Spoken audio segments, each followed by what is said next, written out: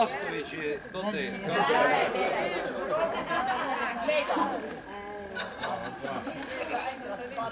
Zdaj gledajte,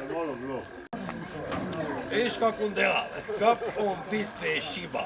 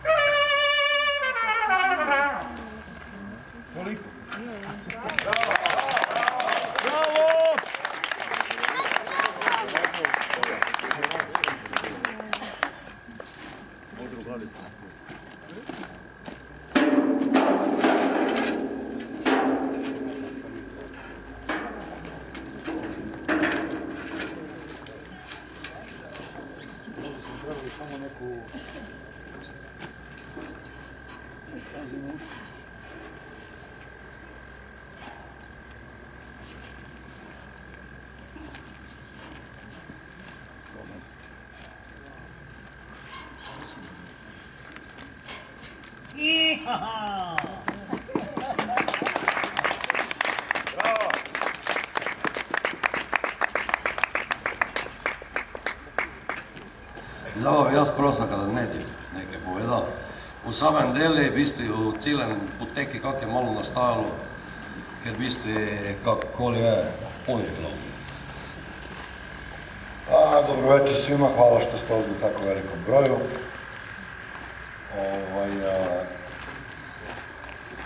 Bilo je interesantno raditi, naravno, prošli put, pa tudi i sada, inače ja ne bi bio ovde.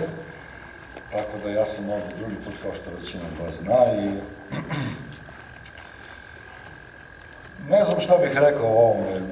Ja u suštini nisam do sada sam ili u saradnji sa kolegom radio ovako veliki projekt u metalu.